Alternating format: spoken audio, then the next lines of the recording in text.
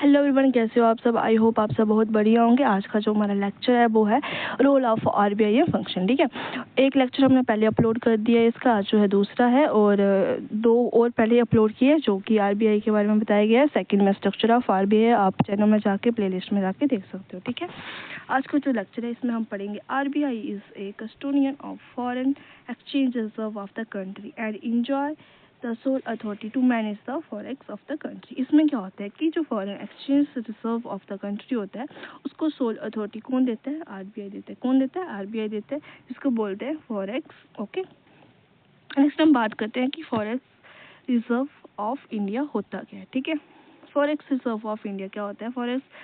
Forex reserve of India वो होता है जिसमें करेंसी कौन कौन सी होती है? हार्ड करेंसी होती है, गोल्ड होती है, special drawing right of IMF होता है। ठीक है, ये क्या होता है मैं बता दूं आपको। ये जो 95% हार्ड करेंसी जो होती है, more than 95% are hard currency, वो किए थे फॉरेन रिजर्व ऑफ इंडिया। जो पीछे बच के क्या 5% कौन सी होगी? गोल्ड होगी, special drawing right of IMF होगी। ठीक है, और 95% क्योंकि मोर देन 95% से भी ज़्यादा जो करेंसी होगी वो हार्ड करेंसी होगी इसमें। ठीक है, अब बात करते हैं कि हार्ड करेंसी होती क्या है। ठीक है,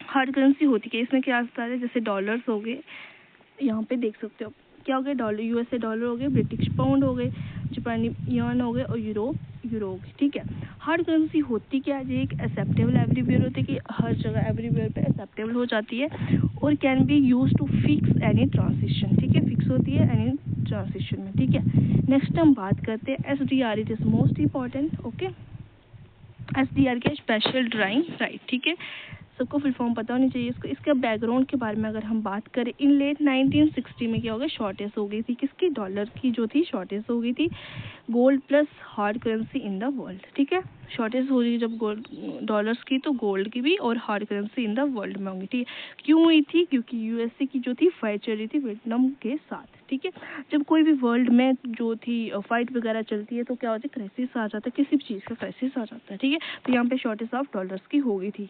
ठीक है, ये आपने याद रखना। जब तो इम्पैक्ट क्या पड़ा? जब फाइटिंग हुई तो उसका इम्पैक्ट भी तो पड़ा होगा। तो इम्पैक्ट क्या पड़ा वो हम आगे देखेंगे। ठीक है, उसका इम्पैक्ट क्या पड़ा कि प्राइसेस ऑफ जो गोल्ड का प्राइसेस था, prices of gold was coming down. Prices जो था गोल्ड का वो क्या आ गया? नीचे आ गया। And extraction of the gold from mines was becoming costlier हो गया वो। ठीक है, all the collecting result in international liquidity crisis हो गया। ठीक है, a time when cash resource are short, supply and demand is high। ठीक है, इसमें क्या हुआ? इंटरनेशनल लिक्विडिटी क्राइसिस क्या होता है कि जिसमें क्या हो, कैश रिसोर्स की जो की सप्लाई जो होती है वो शॉर्ट सप्लाई हो और उसकी डिमांड जो है हाई हो। ठीक है, अगर कैश रिसोर्स जो है शॉर्ट सप्लाई हो रहा है, डिमांड उसकी हाई हो रही है, तो कंज्यूमर्स आर चार्ज जो है वो हाई इंटरेस्ट लगाने लगे रेट ऑन लोन। ठीक है, अगर पैसों की जो है कमी है, शॉर्ट सप्लाई हो रहा है, तो डिमांड उसकी हाई हो रही है। ठीक है, क्योंकि है ही नहीं तो सबकी डिमांड होगी कि मुझे भी चाहिए मुझे भी चाहिए, तो उसमें जो कंज्यूमर जो चार्ज लगाना तो वो हाई इंटरेस्ट लगाने लगे लोन के ऊपर। ठीक है, यहाँ पे क्वेश्चन बनेगा तो यहाँ से अच्छे से पढ़ के जाना। ठीक है, नेक्स्ट हम बात करें, नेक्स्ट स्टेप क्या है? There was a fear of world trade coming to the standstill, a situation और condition in which there is no movement और एक्टिविटी एट ऑल। ठीक है, तो क्या हुआ कि वर्ल्ड को फियर, और जब वर्ल्ड ट्रेड जो है स्टॉप हो गया कि ये क्राइसिस आ गया, वर्ल्ड ट्रेड जो है अब नहीं हो रहा है, क्राइसिस आ गया, पैसे की शॉर्टेज होगी। ठीक है, तो उसके बाद क्या हो गया? क्या डिसाइड किया? Country decide to create a national currency. ठीक है, इंडिया कंट्रीज ने क्या किया? डिसाइड किया कि हम एक करेंसी बनाएंगे जो कि एक्सेप्टेबल हो। ठीक है, जो कि इंडिया के पास है फॉरेन करेंसी जो कि रखी हुई है उन्होंने, which was a lot on the basic the Kota of a country with IMF। तो कैसे बनी ये? विच वॉज अलॉट किया गया on the basic of quota, जिन कंट्री जो थी कोटा जो था उन्होंने IMF में जितना कोटा था उस बेस पे जो है करेंसी जो है a lot on the basis of Kota of a country with the IMF पे की गई। ठीक है, नेक्स्ट अगर हम बात करें कि दिस करेंसी जो है SDR, ठीक है, इस आल्सो नोन है, इसको क्या बोलते हैं? पेपर गोल्ड भी बोलते हैं, याद रखना। Country can settle it's trade deficit using SDR। ठीक है, जब जो है कंट्री को क्या हो? ट्रेड हो डिफिक्टो, ठीक है, ट्रेड में डिफिक्टो तो क्या यूज़ करते हैं, SDR को वो यूज़ करते हैं, ठीक है। तो याद रखना ये चीज़ जो है मोस्ट इंपॉर्टेंट है, ठीक है। इम्पोर्ट जो है ज़्यादा हो किससे, एक्सपोर्ट से, ठीक है। ये चीज़ ज़्यादा रखनी, एग्जाम में पूछी जाएगी। नेक्स्ट अगर हम बात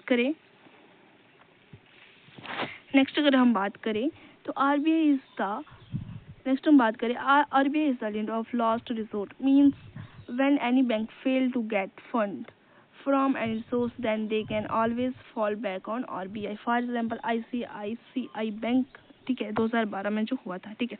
ये क्या है मैं आपको बताती हूँ कि इसमें क्या होता है कि जो भी बैंक है, जैसे ICICI बैंक में देखिए 2012 में क्या हुआ था कि ये बैंक जो था, इसमें क्या होता है कि कोई भी बैंक है, ठीक है, कोई भी बैंक है, उसने सब जो बैंक खुला सबको लोन वगैरह दिए, और कुछ लोगों ने क्या उसमें डिपॉजिट भी किया अपना, मतलब 200 करोड़ लगा लो आप, 200 करोड़ उस बैंक को क्या लोगों ने उसमें पैसे जमा किए हैं। जब ठीक है कोई क्राइसिस वगैरह होगा, पता चला कि मतलब ये बैंक जो है फ्रॉड है, इसमें जो है पैसे हमें बाद में मिलेंगे नहीं, कुछ कर चाहिए, तो क्या लोग अपने जो पैसे वहाँ पे निकालने जाएंगे। अगर 200 करोड़ है, 200 करोड़ में से 150 करोड़ आप लगा लो कि उसने क्या लोन पे दिया। अगर 150 करोड़ उसने लोन पे दिया है तो 50 करोड़ तो नहीं दे पाएगा, क्योंकि 200 करोड़ लोगों ने जमा किया, 200 करोड़ लोगों ने जमा किया, तो वापस भी लेना, वापस कहाँ से देगा वो, ठीक है।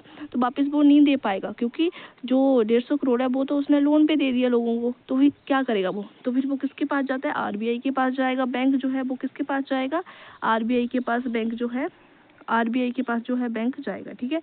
बैंक किसके पास जाएगा, फिर बैंक जो है RBI के पास जाएगा, उससे पैसे लेगा, ये सब RBI फिर देखेगा, वो ही उसको इस मुश्किल से निकालेगा, ठीक है। यहाँ पे लिखा है ना कि when any bank fail to get fund from any source then they can always fall back on RBI, ठीक है। तो RBI उसको क्या करेगा, पैसे देगा, ठीक है। ये सब RBI फिर देखेगा, ठीक है। नेक्स्ट अगर हम बात करेंगे, RBI like any other central bank control credit, जैसे हमारा सेंट्रल बैंक का है RBI, ठीक है। That is loan give by commercial bank to various sector of the economy. RBI control the credit by adopting two kind of credit control measure as follow, ठीक है। जैसे क्या होता है कि कोई भी लोन्स वगैरह लिए हुए हैं, ठीक है, कोई भी लोन्स लिए हैं, जैसे फॉर एग्जाम्पल एक का नाम है राहुल श्याम, दो लगा लो, ठीक है। इसने जो लोन लिया उसको 10% इंटरेस्ट पड़ा, ठीक है। इसने जो लोन लिया उसको 20% इंटरेस्ट पड़ा, ठीक है।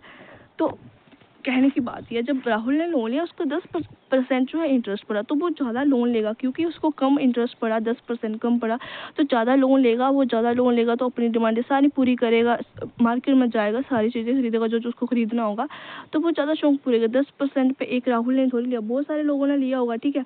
तो मार्केट में जब ज़्यादा पैसा हो जाएगा तो रिजर्व बैंक ऑफ इंडिया देखेगा कि मतलब ये जो है हमारा लोन जो है बहुत सारे लोगों ने लिया, उससे मार्केट में ज़्यादा पैसा जाएगा, ठीक है।